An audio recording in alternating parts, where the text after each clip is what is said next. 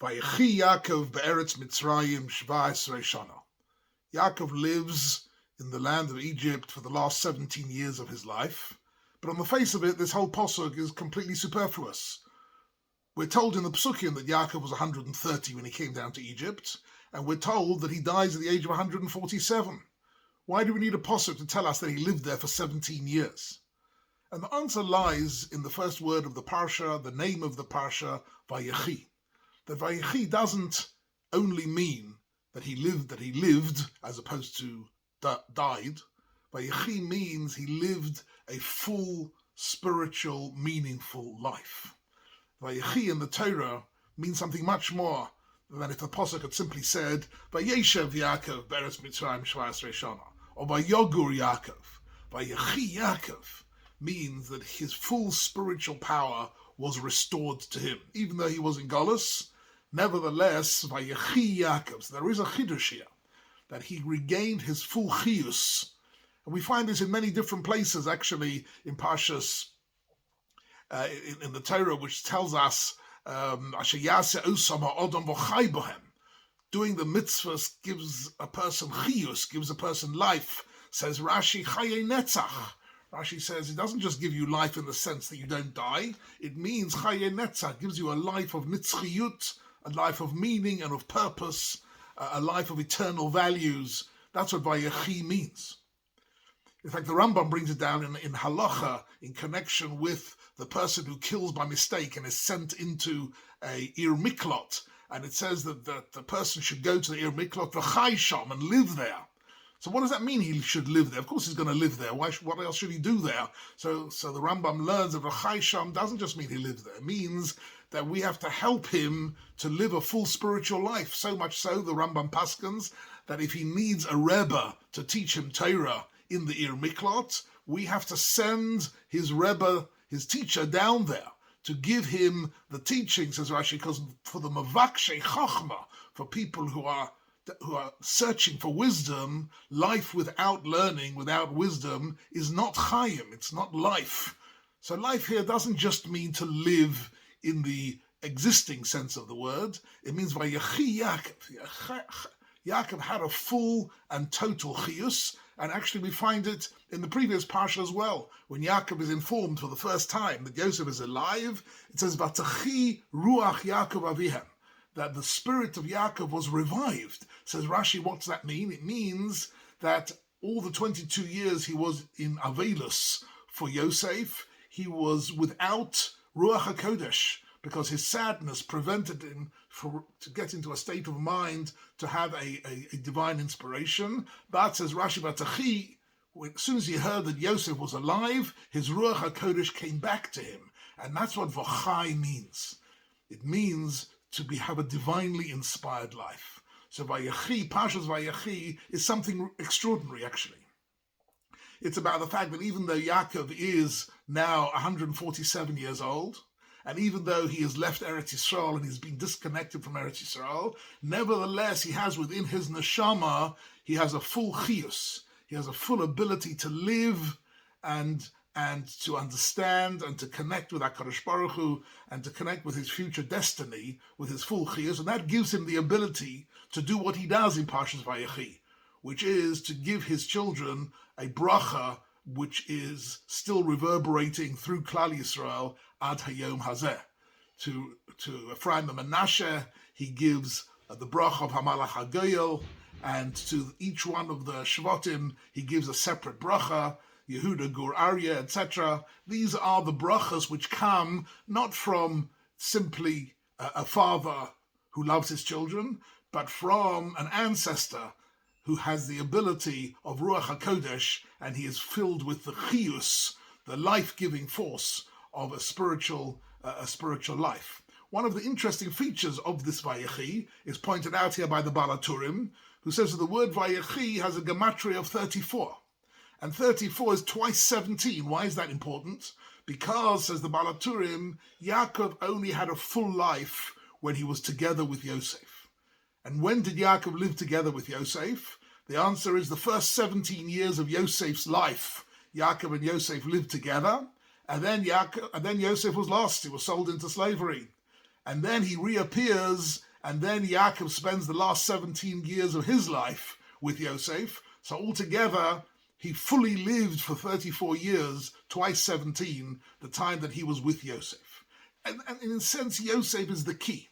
Yosef is the key to Parshas Vayechi, to understand the way in which Yosef enables everybody else to function, to be successful. He is the true Ish Matzliach, the person who is able to generate success, to be the mashpia, sustenance, and to be the foundation. In the language of Chazal, Yosef is the Midas HaYesod. The Yesod is the foundation on which everything else is built. And this is something fascinating in the Parsha, to see that this chemistry, if you might use that word, between Yaakov and Yosef is really the foundation of the whole of the future of Klal Yisrael. And it's hinted at in one of the words that Yaakov uses in the bracha that he gives to Yosef, Ben Poras Yosef, he praises him, and then he says, Ro'eh Even Yisrael.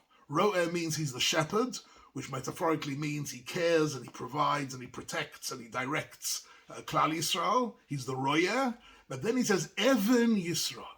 Even Yisrael means he's the foundation, the rock foundation of Klal Yisrael. And here Rashi comes up with his beautiful little perush, that the word Even, says Rashi, in this context and in other contexts as well, is actually what Rashi calls a Loshen Nutrikoin. It's a hybrid word made up of two words combined. What are the two words? Av and Ben.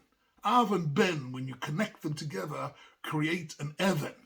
And that Even can be the Yesod, can be the foundation on which Klal Yisrael are built, and that is really the secret of the Vayechi. But there's something else I'd like to add here, which happens in Parshas Vayechi, which I find very, very fascinating.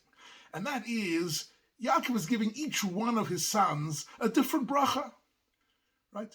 And it ends up by saying, the pasuk says, Ish asher kebirchoso beirach osam. He gave each one a unique bracha. And you might have thought, why is that such a great idea, to give different brachas to your children? Why not give one all-inclusive bracha to everybody? Why emphasize the separateness between the children? That you're this and you're that and you're something else. Each one gets a different bracha. This question becomes more acute later on in the Midbar. In the Midbar, Moshe Rabbeinu counts them all. They're all counted according to their tribes, and when they're encamped in the Midbar for 40 years, they're all encamped in their tribes. So both Yaakov and Moshe Rabbeinu, later on following him, emphasize the tribal differences between Bnei Reuven and Bnei Shimon and Bnei Levi, Bnei Gad, Bnei Asher. Why emphasize that? You would have thought, if the goal is the achdus of Klal Yisrael, the unity of Klal Yisrael, it's not a good idea to emphasize that. And here comes an interesting thing. Before he gives each one his separate brachas, the pasuk says, "Hey osfu va'agid lachem, eis asher yikrach eschem ba'achris hayamim, hikovtzu ushma." He uses two different verbs, "Hey osfu" and "hikovtzu," which both mean to come together as one unit. So here he is telling them, come together as one unit, and then he teaches them that each one has got a separate and distinct identity and destiny. And this is something very fascinating, right? Incidentally, these two words, He'osfu v'Hikovtzu, look in the Malbim, have got different meanings. Hikovtzu means to gather together and not be scattered, but He'osfu means something much deeper. He'osfu means to come together in a meeting, in an asifah, in one mind, in one purpose, to be joined by a common purpose. That's more than hikovtzu. Hikovtzu is makabetz nid chayama Yisrael. Simply, the Jews were scattered all over the place, and they gathered together. But he'osfu is even much deeper than that. So what's Yaakov actually saying here? Here's something very fascinating, which I found in the writings of Rabbi Yaakov Kamenetsky, and it's a theme he comes back to in several places. But I think it's particularly important in the world we live in, because the world we live in, the word pluralism is a word which we understand not to be something which we can accept as the Torah community. Pluralism tends to be a word which we associate with people who have got no real fixed idea of truth, and there are multiple truths. Each one has their own narrative. I've got my truth, you've got your truth. the postmodern concept of truth has given rise to what is generally referred to as pluralism, as pluralism is the exact opposite of the Torah's emes, exactly the opposite. And yet, within Klal Yisrael, you find here in Parshas Vayechi that there is a certain type and a very important type of pluralism. And Rabbi Yaakov Kamenetsky says something very interesting. He says, it's true that Klal Yisrael should work together as one nation, hey Osfu and Ikovtzu. There has to be unity between Klal Yisrael, and that's a great goal. But at the same time, there has to be room for chilukei deot. There has to be different types of individuals who actually each have their own derech in life. They have their own derech in Torah and mitzvahs. They have their own different understanding of life. So what unites them? So what unites them is a core of Yesodei Hadat, the core of our beliefs, of our emunah. In HaKadosh Baruch Hu, the Yud Gimel Ikrim, all the foundations of Torah and Hashamayim, that unites us. And that's very interesting. The Gemara in Pesachim, Daf Nun Vav, in our Parsha, says that what happened when he said, Hey Osvu V'agid Lachem? They all said to him, Shema Yisrael, Hashem Elokeinu, Hashem Echad. And as soon as he heard that, he knew that they were united in their core belief. Kashem she'ein belibcha elo echad kach belibeinu yesh rak echad. Say Chazal in Pesachim Daf Nun Vav.